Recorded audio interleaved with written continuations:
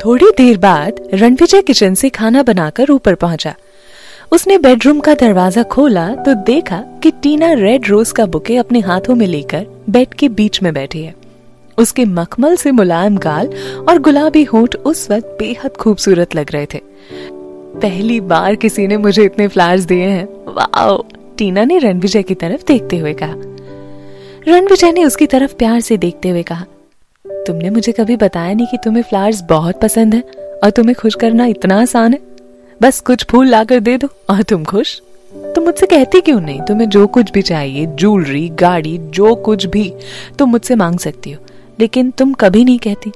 तुम और सबसे बिल्कुल अलग हो। रणविजय की बातें सुनकर टीना हंस पड़ी। मेरे पास पूरा का पूरा आदमी है और अब मुझे क्या चाहिए?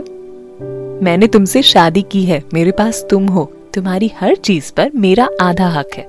मेरी पूरी जिंदगी अब तुम्हारे साथ ही बीतने वाली है, तो इससे ज्यादा मुझे और क्या चाहिए? दौलत, पैसा, ज्वेलरी, ये सब तो मैं खुद भी हासिल कर सकती हूँ, लेकिन मेरे लिए इन सबसे ज्यादा तुम इम्पोर्टेंट हो। अब तक रणविजय टीना के बेहद करीब आ चुका था। उसने अपने होठों को टीना के होठों पर टिकाकर चूमना शुरू कर दिया था। टीना ने भी उसे अपनी बाहों में जकड़कर खुद के और करीब खींच लिया ताकि उसे अच्छे से किस कर सके। दोनों के होंठ मिलते ही दोनों पर अलग ही नशा छाने लगा था। टीना नीचे थी और रणविजय उसके ऊपर लेटकर उसे चूमे जा रहा था।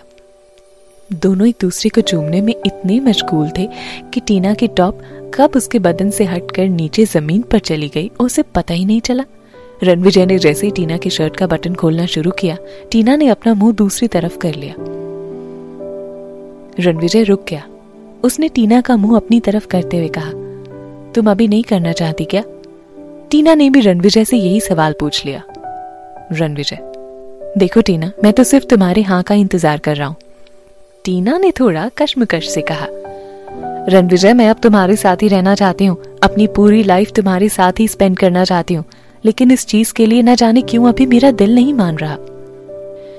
रणविजय तुरंत रुक गया और फिर वो टीना के बगल में लेट गया। वो नहीं चाहता था कि सिर्फ उसकी मर्जी से ही वो ये सब करे।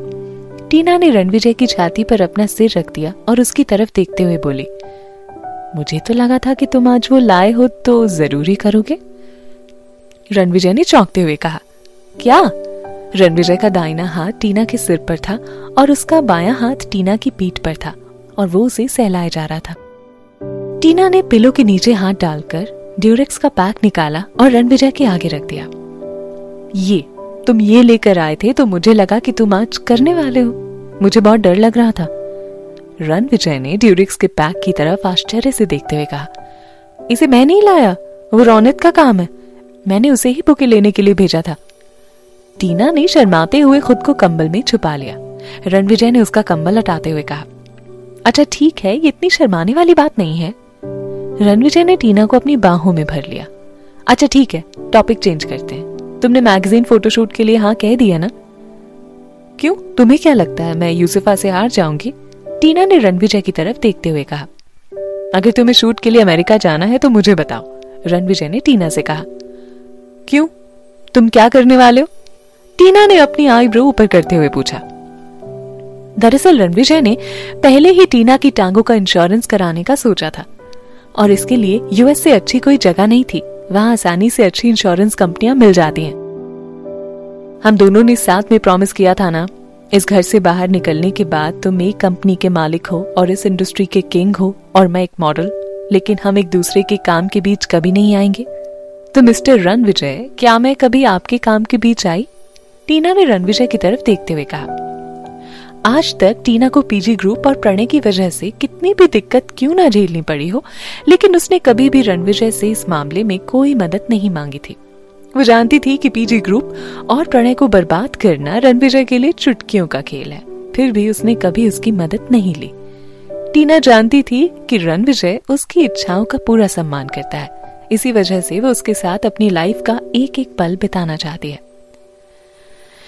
प्रणय मुझे और यूसुफा को एक साथ इसलिए लाना चाहता है क्योंकि उसे लगता है कि ऐसा करने से मैं यूसुफा के खिलाफ कुछ भी नहीं करूंगी और इससे। तभी रणविजय ने टीना की बात बीच में ही काटते हुए कहा, इससे तुम्हारी पॉपुलैरिटी का फायदा यूसुफा को भी होगा और फिर तुम्हारी सीढ़ी चढ़कर वो खुद को ऊपर उठाने की कोशिश करेगी। तुम्हें मुझ पर भरोसा है ना? टीना ने रणविजय की तरफ देखते हुए पूछा। हाँ। टीना के चेहरे पर मुस्कान देखी जा सकती थी। उसने रणविजय की बाहों में खुद को छिपा लिया और जल्द ही वो नींद में आ गई। इसी बीच रणविजय ने अपने मैनेजर रौनक को कॉल किया। सीक्रेट मैगजीन के शेड्यूल की डिटेल इन्फॉर्मेशन लेके मुझे दो, और जिस टाइम टीना को वहां जाना है उसी टाइम मेरा भी अमेरिका का शेड्यूल फिक्स करो। और हाँ, यूएस की बेस्ट इंश्योरेंस कंपनी के साथ भी मेरी अपॉइंटमेंट फिक्स करो। अगले दिन सुबह ही टीना अपने मैनेजर रोमा और ऋतिका के साथ पीजी ग्रुप के ऑफिस पहुंच गई। इसी वक्त यूसुफा भी अपने मैनेजर के साथ पहुंची थी। उसे देखकर कंपनी के सभी वर्कर्स उसे गुड मॉर्निंग विश कर रहे थे, जबकि टीना को सभी इग्नोर किए जा रहे थे। यूसुफा ने पहले टीना के पीछे खड़ी रोमा को ध्यान से देखा और फिर बोली, टीना, उससे बच के रहना, उसने पहले भी अपने मालिक को बर्बाद कर दिया था। मैंने जब उसका सामना कर लिया जो कि दूसरे के फियांसे को चुरा ले गई हो, तो फिर मैं एक मैनेजर से क्यों डरूंगी? वो क्या कर लेगी मेरा? टीना ने यूसुफा की तरफ देखते हुए व्यंग्यात्मक लहजे में कहा। टीना, तुम कितनी भी फेमस क्यों ना हो जाओ, लेकिन तुम्हारी पॉपुलैरिटी मेरे ही काम आने वाली है। प्रणय ने तो तुम्हें बताया ही होगा कि तुम्हें मेरे साथ चूट करना है। तुम्हें पता है ये सब क्यों किया जा रहा है? क्योंकि इससे मेरी पोजीशन अच्छी होने वाली है और टॉप 10 मॉडल अवार्ड्स में भी मेरी जगह पक्की होगी, यूसुफा ने कहा। ओह, तब तो तुम्हें मेरी तरफ से भी ऑल द बेस्ट। इसके बाद टीना ने वहां मौजूद कंपनी के स्टाफ मेंबर की तरफ देखते हुए कहा, कल मेरे लॉयर ने आकर पीजी ग्रुप के साथ मेरे कॉन्ट्रैक्ट की जो शर्तें हैं वो प्रणय को क्लियर कर दी थी। सो पीजी ग्रुप ने मुझे वो रिस्पेक्ट और काम देने से अग्री किया था जो मुझे मिलना चाहिए। यूसुफा और मैं दोनों ही इस ग्रुप की मॉडल हैं, तो आप लोग जो इज्जत यूसुफा को देते हैं वही मुझे देनी होगी। अब से अगर आप लोग मेरे साथ अच्छे से पेश आओगे तो मैं भी आप लोगों को रिस्पेक्ट दूंगी, वरना आप लोग मुझे तो जानते हैं, टीना ने थोड़ा सख्त होते हुए कहा। अब स्टाफ मेंबर्स में से जिन्होंने भी थोड़ी देर पहले टीना को इग्नोर किया था, उन्हें अपनी गलती का एहसास हो रहा था। सभी स्टाफ मेंबर्स तुरंत ही टीना को गुड मॉर्निंग विश करने लग गए। इसके बाद टीना यहाँ से निकल गई।